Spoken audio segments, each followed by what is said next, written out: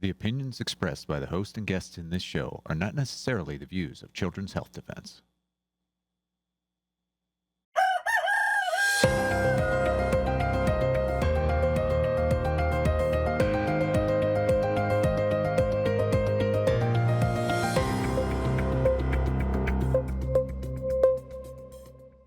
Good morning, CHD. This is Brian Hooker. I'm your host for Doctors and Scientists. I notice I'm wearing my interview shirt. I need to switch it up. I just moved offices, and I usually have several different shirts that I can, switch up for interviews. But if you've seen this shirt a lot, trust me, I've washed it. Just saying. I love this guest. I absolutely adore him. He is such a wealth of information, and he's been a healer and treating individuals, for optimum health. I mean, for cures, like for getting better, not for pharmaceutical attachment and addiction for the rest of their lives. Dr. Michael Gaeta, it's always wonderful having you on the show. You've even entertained us by playing, a request, One Hand, One Heart from West Side Story on the piano, which is behind you. I'm going to ask you to do that again, not this episode, and and not One Hand, One Heart. So just know that it's coming up. But welcome to the show, and thank you so much. Your background is natural medicine, correct? It is, and thank you, Brian. It's so good to be with you again on the show. And yeah, my original background was music. That was my first career back in New York for 10 years, overlapping with the early years of my practice. And I've been practicing Chinese and functional medicine for 36 years and been teaching for 33. Like you, I enjoy teaching and being in the classroom or online or whatever it is. Did you ever So play yeah. piano in a bar? Oh, that's what I was doing for those 10 years. I was a church organist and choir director, music minister, and taught piano to kids and adults, and then did lounge gigs. I was in restaurants, lounges, Oh my parties, goodness. What is it wedding about Long Island receptions. iced teas? I have to ask a bar person. They are so smooth. They And are. and they just sneak up on you. I was wondering, has anybody ever thrown up on you because they had too many Long Island iced teas? Um, Only in my much younger years, not on a gig. Not on a gig. Okay, I'm so glad. I mean, I'm not really going to go further with that. In fact, I don't even know why Thank I you. went with that. You know what's kind of making me nauseous as well is the recent Judge Brian Murphy's Yep. decision. He's not a recent judge, it was a recent decision. Yep. He's a Biden appointee, a district judge in the Northeast, and he has decided to decree and declare null and void what has happened with MAHA and what Secretary Kennedy has done Yep. on a very, very scientifically sound basis to reform the vaccination schedule and from a very, very ethical basis to reformat the Advisory Committee for Immunization Yes. Practices. Let's talk about the reforms on the vaccination schedule first. I wanted to get you to weigh in on this. You've seen sick people. I think you've seen vaccine injured people. For sure. That's safe to say, right? Yep. Yep. So what is your take on this? This judge ruling. Yes, yes. Yeah, well, it's a well-worn playbook at this point, is activist judges seeking to overrule the government in various ways. We've seen this trying to, with dozens of attempts to overrule executive actions, and now by association, what Bobby's doing with MAHA, entirely based, as you said, in science and in ethics, the principle of informed consent, is trying to overdo that, and it's a delay tactic. Ultimately, most of these activist ideologues on the Right. bench, legislating from the bench, as they say, have been overturned. Not all, and it takes time. So it's a stall tactic. Does it stick? I don't think so, but I've been wrong. because it's just going to have to go up the chain until sanity returns. But Right. these judges are clearly, I've heard legal scholars like Jonathan Turley, who's a brilliant Right. constitutional attorney, be very, very clear. I'm not an attorney. I used to be married to one. But these folk, being very clear that these judges are way outside their lane, like in another county, not Right. just outside their lane in this type of action. So, they're all manifestations of, TDS or Trump derangement syndrome, which more psychologists and psychiatrists are acknowledging as a clinical disease. Right. Because how did health get political, Brian? I mean, it's well, who doesn't want healthy kids? And on examination, this judge's ruling will not hold up because what Bobby did, again, not alone. He's not just a No. maverick out there. He has an astounding team around him and is himself a seasoned attorney. Was return the ACIP, the Advisory Right. Council on Immunization Practices, to legal ethical norms.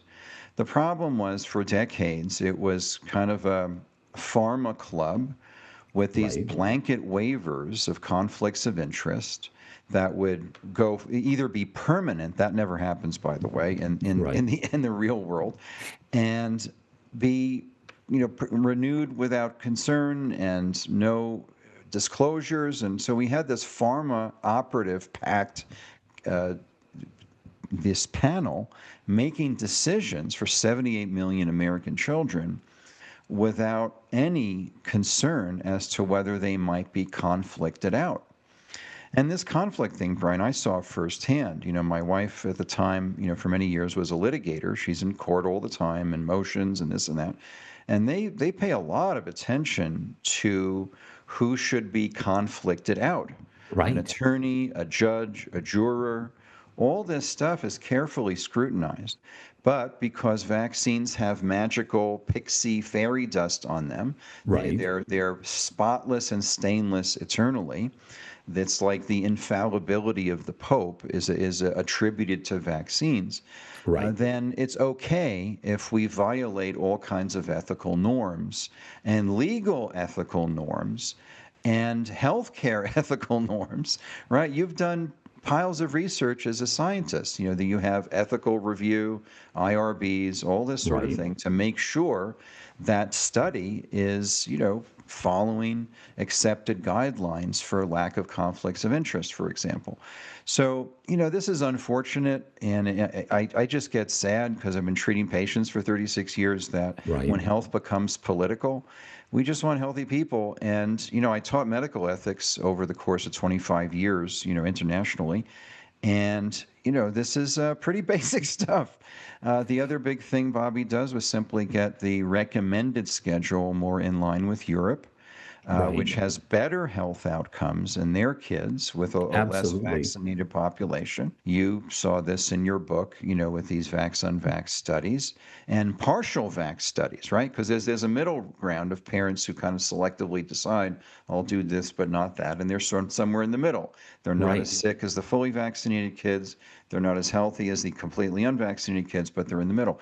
So all we did was return to those norms.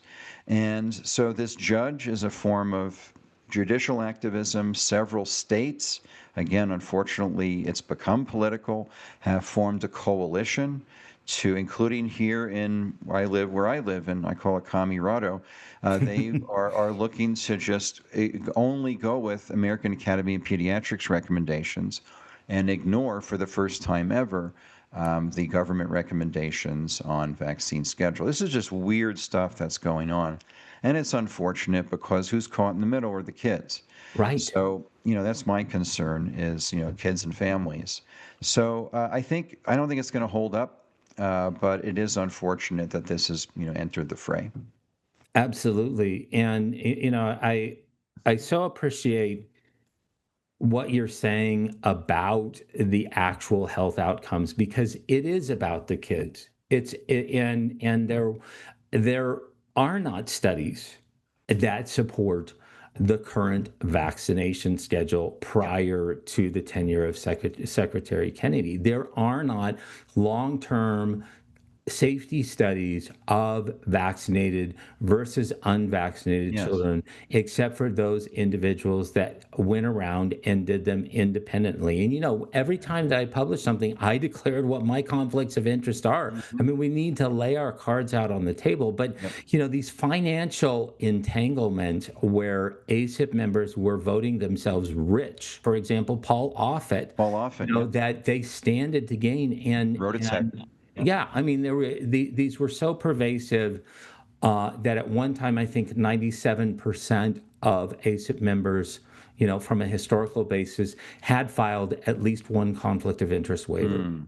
Make sure you get this book, folks. This is one of my favorite books on vaccines because, as you point out, Brian, with Secretary Kennedy in that book, that's the only important study to do is what are the Right. outcomes and the whole child outcomes. Are these overall healthier kids, chronic disease, acute disease, those infections, all of that. It's the only Mhm. sane kind of study to do. Do you see vaccine injury? Do you think you see vaccine injury in these individuals? I mean, you've been practicing for 25 years? 36. Okay. Wow. Never mind. You must be older than me, but you don't look it. I So. started young. Yeah, Yeah. I Okay. started There my you go. Okay. practice as a Yes. massage Yeah. When therapist you when I when was you were 20. about two. I Yeah. You're was 38 now, right? Okay. Yeah. But what have you seen? In terms of what vaccines can do with injury. Well, that's right. That's really how I got involved in this movement, Brian, was because I started seeing vaccine injured kids in my practice. The first one was 34 years ago, Hmm. and a mom brought in her 2 and something-year-old and 2 and 3/4, and had all these, issues, Right. asthma, eczema, recurrent ear infections, developmental delay, to mental regression, all the behavioral changes. And, I got all my shots. I was born in 69. I got all my shots at that time. I think it was five, Hmm. not 79, as it was, or so, depending, until recently. And I had no bias against vaccines. We had our trusted family doctor, Falbo, on Hmm. Forest Avenue in Ridgewood, Queens. And Hmm. all of us went to him and got our checkups and shots, and we were fine. Although I wasn't, I had ear infections that led to antibiotics and other dysbiosis and other problems. It was a sequence of events that I think was initiated by even that relatively small number of vaccines. But anyway, this mom brings in the kid, and I'm just doing an intake. And when you Right. do an intake, you do a history. When did it start? Did anything unusual happen before onset of symptoms? You're trying to look for patterns. You're a little bit of a detective, and you have to say, okay, when did this start? Were there precipitating factors? Were there pre-existing things going on? Just try to get a mosaic of the patient's narrative. It's the most important thing. And just out of the blue, I said, what was the relationship of symptoms to your son's last vaccine visit? And Hmm. her face lights up. And she says, that's what I think it is. And I Right. brought that up to the pediatrician, and he said it was a coincidence. It had nothing to do with the vaccine. Vaccines are the greatest cause of coincidences in human history. And I was I've like, oh, actually that's heard interesting. physicians say that verbatim. Oh, That yeah, 100%. yeah, yeah. 100%. Parents are the best detectors of coincidences Oh, of anybody I've ever that's seen, and right. they said it in the context of vaccines. I threw up a little bit in my mouth, and then I Yeah. kind of ripped him a new one, which okay, I Yep. always wanted to do, but. So you then okay, so you have that parent that has that epiphany. Is that new to them? I mean, I had an integrated practitioner that saw my son when he was 2 years old, and we Yeah. had that same epiphany. That was my aha moment. Mm, I mean, in yep. terms of, he said no more vaccines, period. And it's like, oh crap, Mm, that's right. yep. So is that pretty frequent in terms of timing for you? Well, it is. Well, yeah, for sure. Because this is the first time I just Yeah. randomly asked the question out of nowhere. It Right. wasn't part of my standard intake. And I said, oh, that was interesting. I filed that away. A couple of months later, another mom brings in a sick kid. I asked the same question. Their face lights up. She said, that's my intuition. The doctor dismissed it. But my intuition was that there was a relationship. And so this Hmm. just started happening, Brian, over and over again for decades. And I said, this is a pattern. Let me just go see. as you would do. Let me just go poke around the medical literature a little bit Right. and see what it says. And I was stunned. I'm like, wait a minute. The adverse events are being vastly underreported, and the benefits vastly overstated, and the necessity has also been kind of overhyped.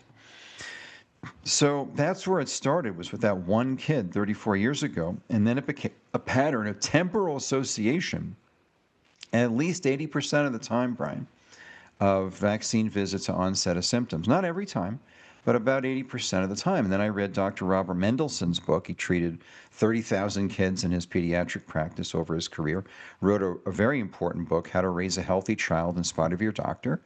And he said right there, he said the greatest cause of childhood illness are the unsuccessful efforts made to prevent them through mass vaccination. So that book was my kind of book epiphany after the patient epiphany. And then that's where, then it just didn't stop. And then one day, happy day, my wife at the time got pregnant. And, we were really looking forward to having kids, and we did. And we both kind of doubled our efforts to do a deep dive on the evidence. And she was she's an excellent attorney, excellent at legal research. Like, she knows how to look stuff up. Right. And I'm no slouch. And so the two of us kind of combined forces to go at the literature. And that's when we made an informed decision against the vehement objections of her MD, PhD sister, who is a brilliant pediatrician, who was in charge of children's health for the whole state of Iowa at one point. Okay. Super smart lady. And one day, she came over to see my son, who's 21 now, and he was 2 weeks old, and to see the baby and all of that. And she said, "Oh, did you get him vaccinated?" I was like, "No, we haven't done that." And then she comes back for another visit. "Oh, did you get him vaccinated?" I said, "No." And then she asked a third time, and then my Sicilian half comes out. And I said, "No, and please stop asking."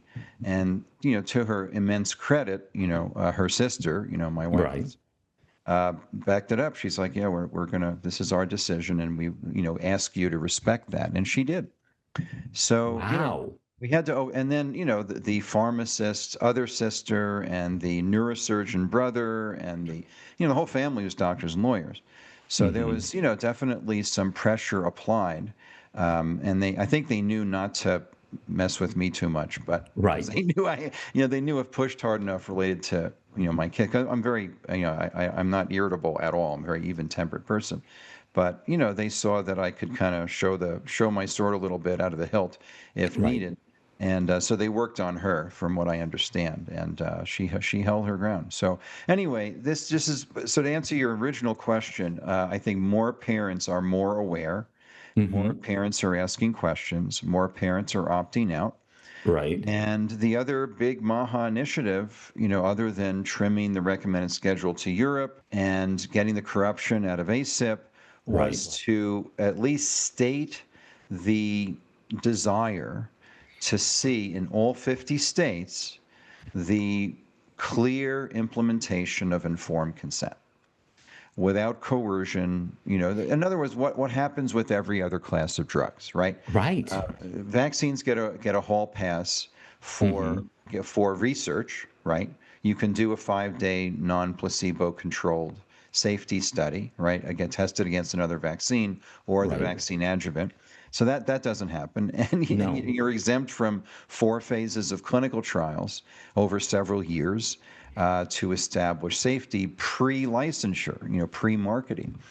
So anyway, the other thing is, there has to be informed consent in healthcare. That hasn't existed for decades in actual pediatricians' offices. There's no they're informed of benefits, but not risks. And there's a whole heck of a lot of coercion. And that was, the blessing of the scamdemic, the plandemic, was millions of kids are now out of the education system and are being homeschooled, which I think is a wonderful, silver lining in that dark cloud of totalitarianism. There was a lot of parents just opting out.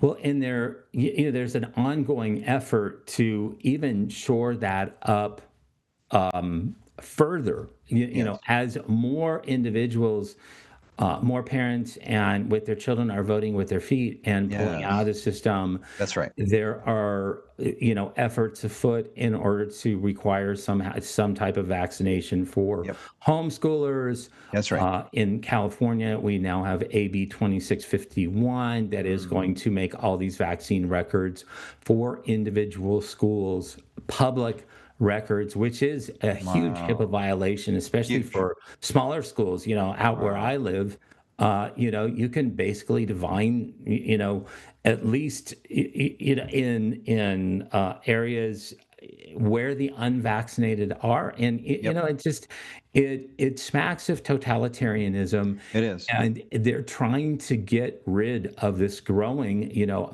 for me, happily growing Yes. control group that we need to study more.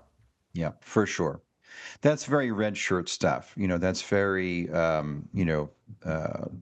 patch on the arm kind of stuff. This is very Yeah. dark because, you're setting up, civil unrest, or at least interpersonal unrest, Hmm. because of the propaganda that you're endangering my kid if you don't get vaccinated, all this nonsense, Right. that you're amplifying that, and that's not a good thing. Now that's going to, obviously that'll be challenged in the courts. Who knows where that'll go in California?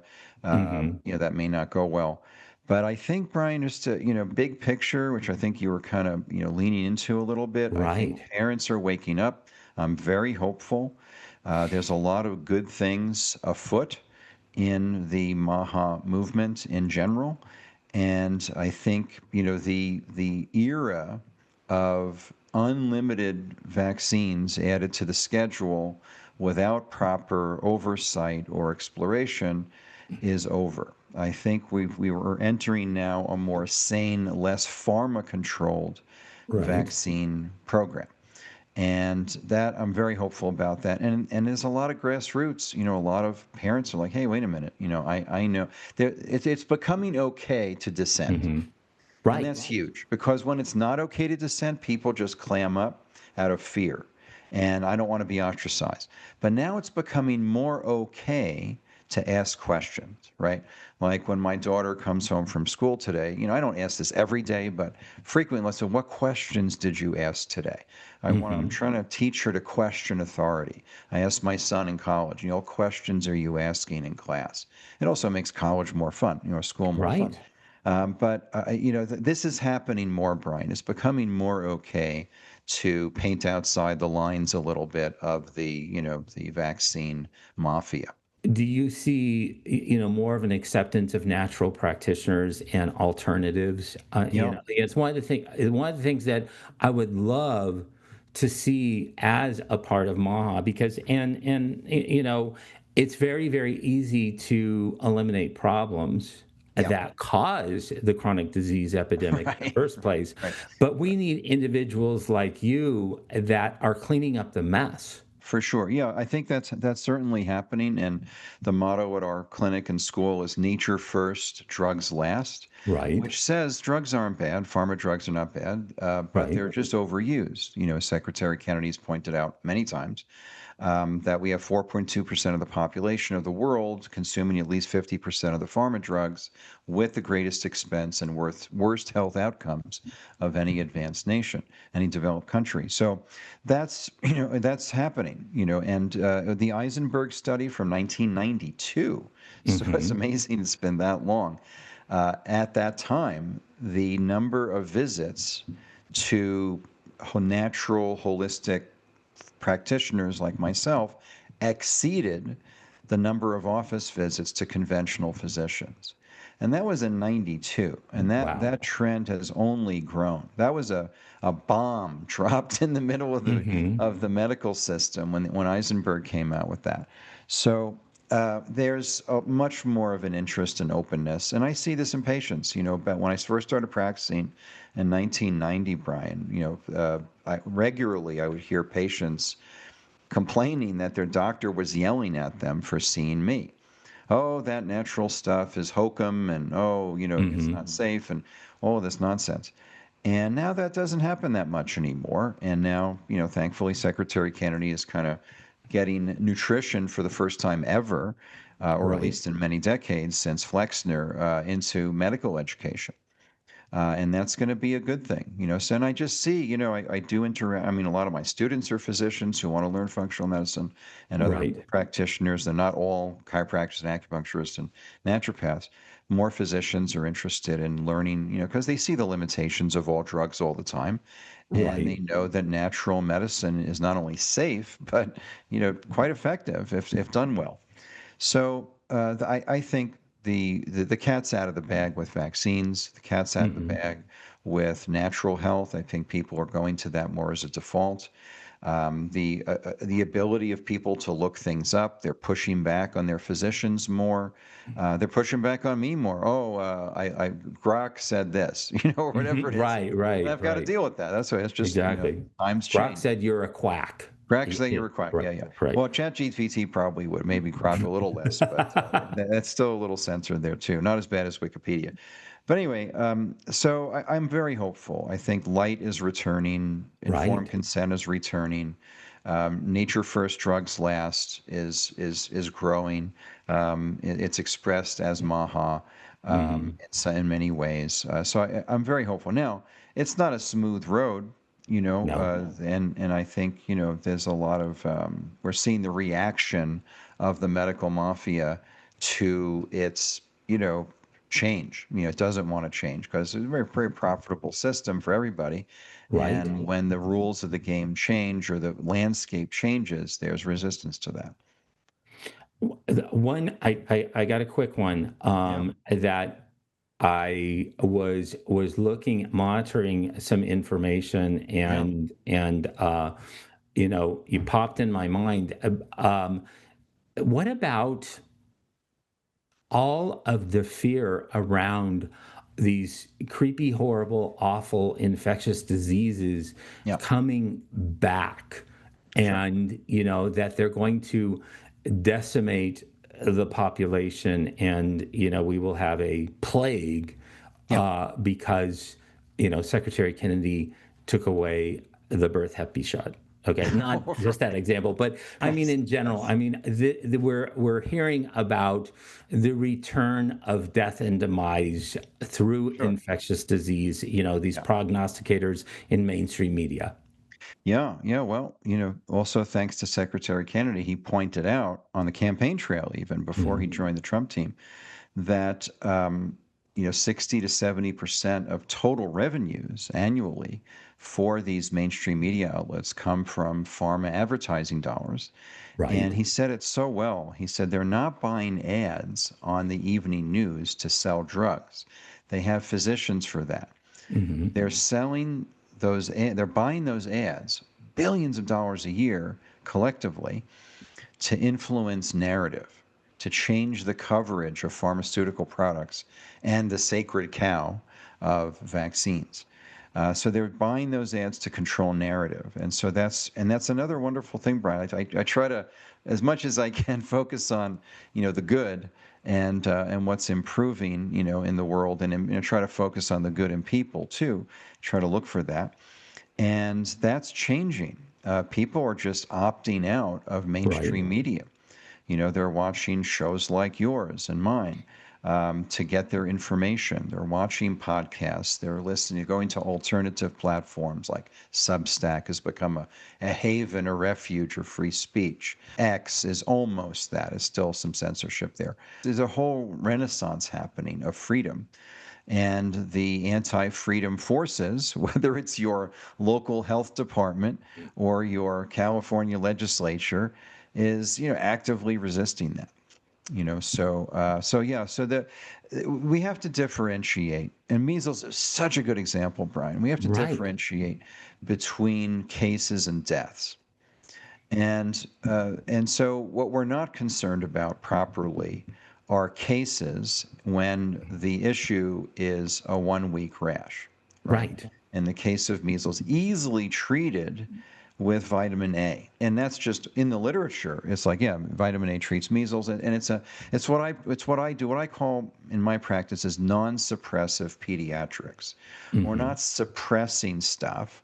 were supporting the child to be strong and healthy and to move through things, whether it's a rash or a cold or a cough, successfully without suppressing it. So the child ends up stronger on the other side, not weaker. And so measles is such a good example. People are getting fussed about cases and outbreaks, which are in almost every case irrelevant. And for example, in 1962, the estimate was by CDC that basically every kid in America at some point got the measles, right? They were estimating 3 to 3.5 million cases a year. And in that year, there were about 400 deaths attributed to the measles, which stinks if that's your kid. I mean, I'm not minimizing that. Right. But that's down from, there were close to 15,000 deaths Right. and with a much smaller population. In 1917, we had 103 million people, 628,000 cases of measles. That's 610 cases roughly per 100,000. And 14,000 to 15,000 deaths. That's 14 deaths per 100,000, and meaning 2.3% of everybody who got the measles died. And this is 1917, World War I. And that's just how it was. And this is all because of the Industrial Revolution and no infrastructure, clean water, clean food, bad living and working conditions gave rise to all of the so-called epidemics.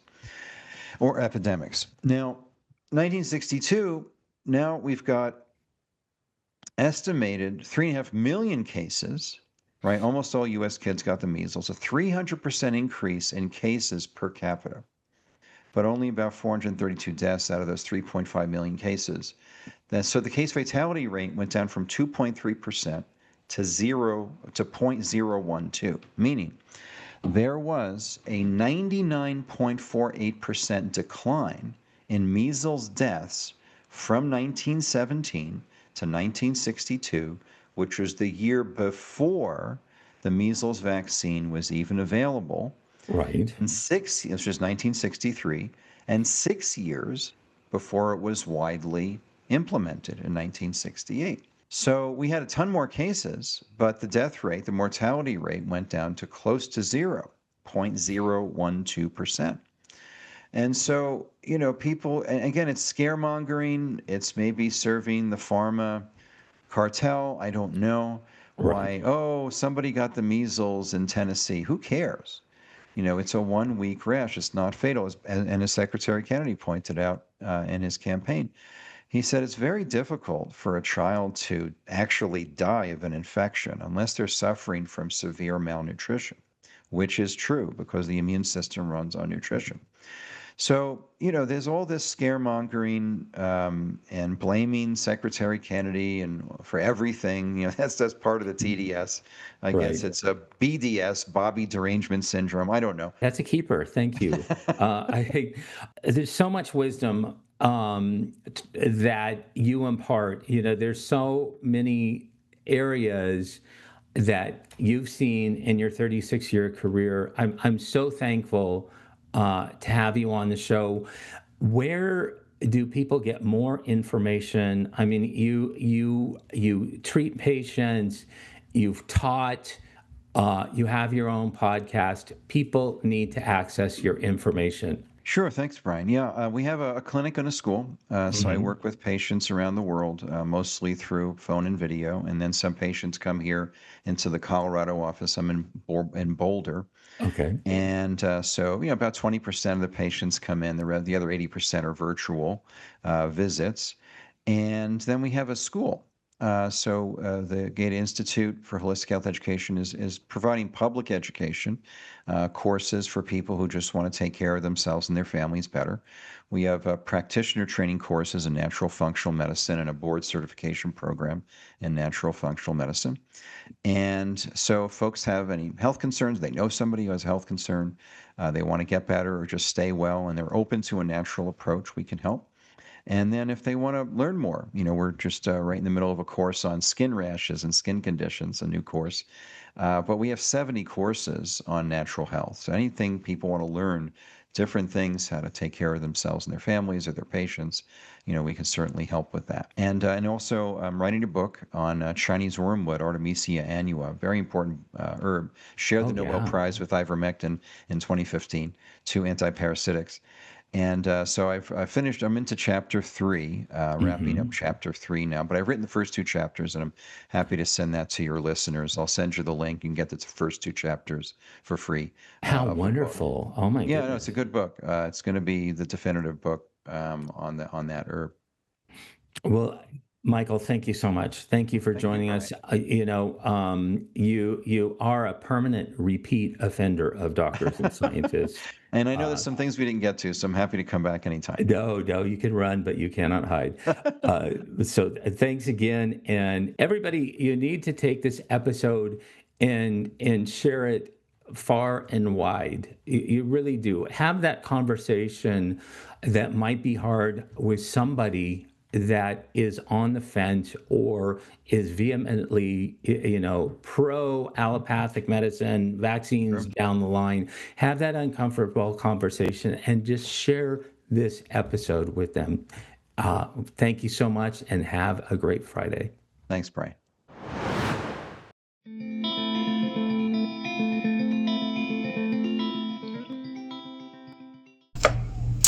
All right. Tell everyone your name, please. Carol DePaulo. Okay, so this is called I Know Anthony Fauci. You picked this book up and it's sort of answered a lot of questions, right?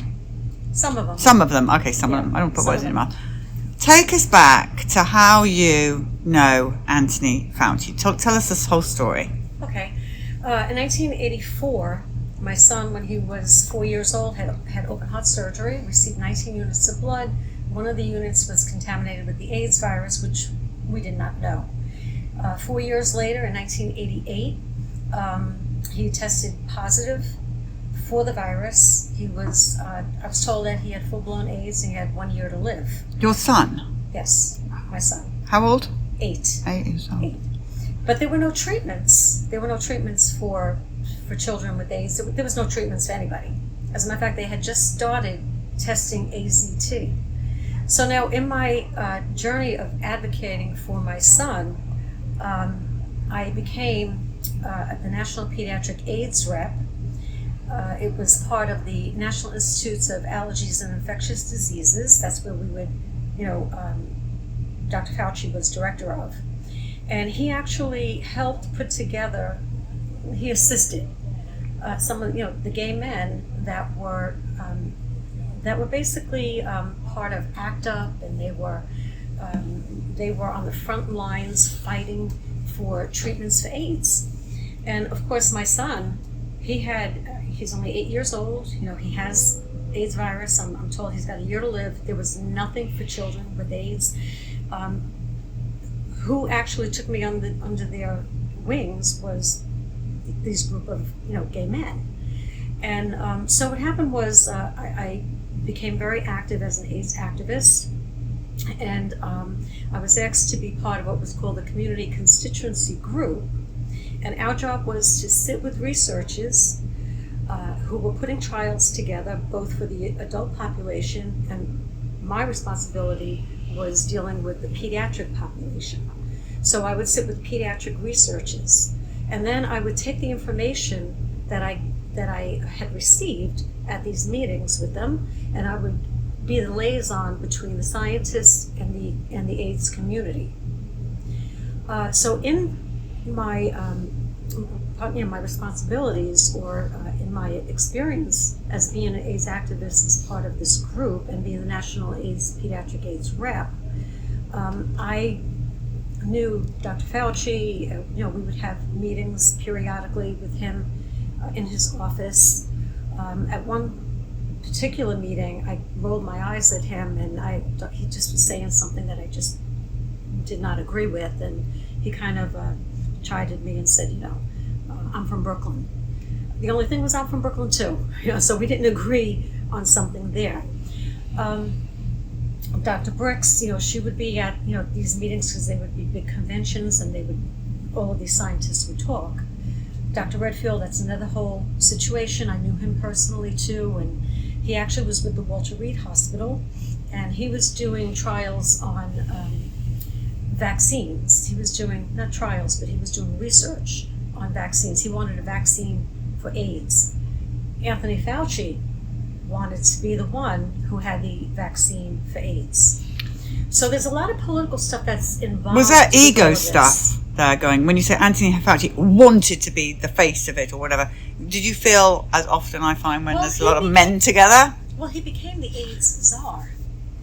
You know, Anthony Fauci became the AIDS czar. The only thing that, there was a lot of murmurings back then, because what happened was there was a scientist named Luc Montagnier from the Pasteur Institute, and he was actually the person that discovered that it was a virus that was causing this, people with their immune systems were becoming compromised. You mean Luc Montagnier? Luc Montagnier, yes. Yeah, who Right. sadly passed away. Yes, sadly. That's another whole story. Mhm. So anyway, so now what happened was Luc Montagnier, he actually was the one that discovered that it was a virus. Dr. Fauci and Dr. Gallo had access to his work. They published it first, and they said that it was the human immunodeficiency virus, and that the United States, you know, specifically the National Institutes of Health, were the ones that discovered this. That actually went to international court, and both France and America got joint discovery, you know, of it. So I knew what was going on back then with all of that. Now I'm going to fast forward to COVID. And when I saw Dr. Briggs, Dr. Redfield, and especially Dr. Fauci standing behind Trump, I said to my husband, anything that these people say to do, especially Dr. Fauci, we will do the total opposite. And strangely enough, you know, a leopard doesn't change their spots. He picked AZT, one of the most deadliest drugs back then. He picked remdesivir to be the drug. That didn't surprise me. I was told when I was given the diagnosis that my son had AIDS, I was told that I had to Clorox everything, I had to clean everything, because if there was somebody with AIDS in the household, most likely you were going to get it too, through casual contact. What happened during the COVID situation? The first, you know, few weeks when this all came out, when this pandemic came out, people were Cloroxing everything, because we were told that, you know, you could get COVID from, you know, from groceries, bringing the groceries in the house, or bringing your mail in the house, or the same fear tactics. So anyway, I happened to have, I picked up this book, The Real Anthony Fauci, to read, because since I knew a little bit about Fauci, and I've been in his company a few times, I wanted to see what Robert Kennedy had said about him. And when I was reading it, I came across an institution called the Incarnation Children's Center, which was basically an orphanage for children that were border babies. They were the babies that were left in the hospital because their mothers had AIDS, and either were very sick to take them home, or they were on their deathbed, and there weren't really family members to care for these babies that were all testing positive for AIDS. So they were left in the hospital. And eventually these babies became, you know, orphans, because either they didn't have extended family to take care of them, or their extended family, they were afraid to take care of them. The fathers, they didn't even know who the fathers were. The mothers were passed away with AIDS. So these children went into the Incarnation Children's Center with basically becoming ward of the state. What happened was I had a summer camp program for teens for 10 years, and it was called Camp TLC, Teens Living a Challenge, and it was specifically for children that were born with AIDS and were now reaching their teenage years. A lot of my children that came to the summer camp program that I had founded, and I was the executive director of, came from the Incarnation Children's Center. And they were very sick. I mean, they had central lines. Every year some of them would come back because they had passed away during the year. And I noticed the difference between the children that had AIDS, but they were being cared for in a family unit, how they just looked better, whereas the children from the Incarnation Children's Center, they were on IV poles with central lines. They had failure to thrive, so they were smaller in stature than what their age would be. They were complicated, and they were sickly.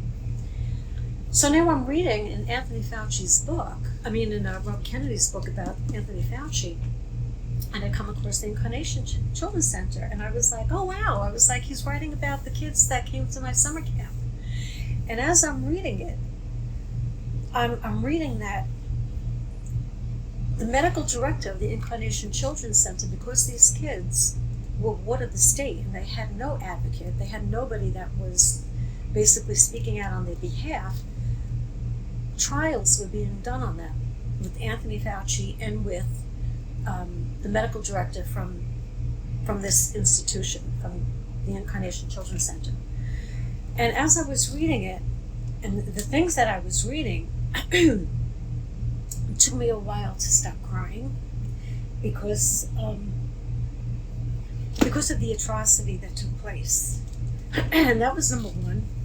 And I got very angry. And I said, if this was not true, if what Robert Kennedy wrote about was not true. Can you tell people what he said? What's what you're talking about? Because some people haven't read it. Well, what it says in the book is that these children, that these trials were being done on them. If the kids, as they were getting older and they refused to take the medication, they would have operations where they would put a central line in. I know about those central lines. These kids came to my camp with them. So sad. And they were forced these medicines, and a lot of them died. And there was nobody to advocate for them, to say, you know what, I don't want my kid or this child on this drug because they're not doing well on it. They were just a number. They were just a guinea pig. That's all they were. And it was okay if they lost a few, as long as their drugs were being tried. So, and I said, if this wasn't true, if this didn't happen to them, I'm sure there would have been a lawsuit against Robert Kennedy for writing something that was not truthful, and there wasn't. So I know, because I saw these kids firsthand. They were my campers, So basically, Anthony Fauci, I hope that he really asks God for forgiveness, because he may not be judged here, but I'm sure that there's going to be judgment coming one day. How is your son doing today? My son is 44. 44, yeah. He's 44. He's married to a retired, I guess, New York Jets cheerleader. Mm-hmm. And they have 2 children. Joey Jade was born on World AIDS Day, so she was born on December 1st. And Vivi Ray was born during the COVID, pandemic. So she's a COVID baby. And they know the dangers of vaccinations and things?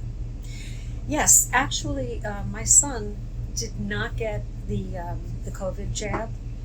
His wife did not get it. The children did not get it. I would not trust these shots. When you were working around Anthony Fauci back in the day, when you were sitting there and you said you raised your eyebrows and stuff, what was your gut feeling about him then? Did you think there's something wrong with him, or did you think he was a nice guy? I mean, what was he like? I have to say,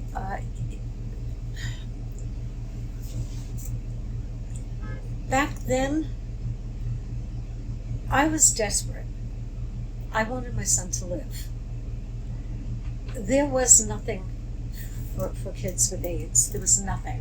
I was told, go home, make his life as comfortable as possible. He's probably not going to make a year, because he had no T cells. His immune system was totally compromised. What did I see of Dr. Fauci? He was my savior, believe it or not. He was the answer, that, like, hope that maybe I could get some treatment, for my son.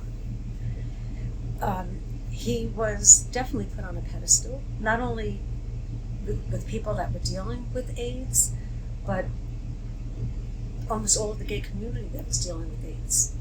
So at first, when Anthony Fauci came on the scene during AIDS, what happened was he got a lot of flack from the gay community.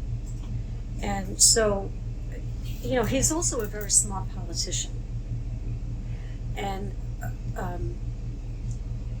he realized that he needed to get the support of these AIDS activists. And so, if you, can't beat them, join them, I guess, So what he did was he pulled them in. He started working, with people in the AIDS community. Like I said, he helped to establish the community constituency group. He said that it would be wise to have people that were from the actual AIDS community to be at the table with the scientists as they were doing trials. So Anthony Fauci basically, just like COVID, he was the almighty, I guess. He was the savior, he was the leader, he was the guy on the white horse. However, my hesitation with him was, like I said, the murmuring about what took place with the scientists from the Practioners Institute, like all of that stuff that was going on. When I didn't agree with him, and he kind of rebuked me, I guess, and it was like, why are you rolling your eyes at me, So you kind of like, there was something about him that commanded respect, that it was either his way or the highway, he's a tough guy. And after reading that book, how are you feeling? After reading, not only reading this book, but like I said, when COVID hit, my lack of trust for him back then only was more profound when I saw him standing behind, President Trump, when all of these regulations, like stand 6 feet apart, mm-hmm. and wear masks, and I kept saying, this is not scientific, there's no, what everyone was saying, follow the science. It was really basically follow Fauci. There was no science involved in any of that. So, and of course, this just put the cherry on top of the cake. Anything else you want to tell the people? Yes, anything that man says. Well, now he's basically not in. No, he's missing in action. Anymore. Where is he? He's missing in action. But I would probably say, don't take anything for face value. Do your research. Don't believe somebody just because they're in a high position or they're wearing a white coat. Don't just blatantly trust. You have to do your own research, and you have to be sure, because once you put anything in your body, you can never get it out. Moment's gone. It's gone. Thank you. You're welcome. Thank you so much. This and all CHD TV programming is made possible by generous support from viewers like you. Please consider making a contribution today to keep our programming going strong. Thank you.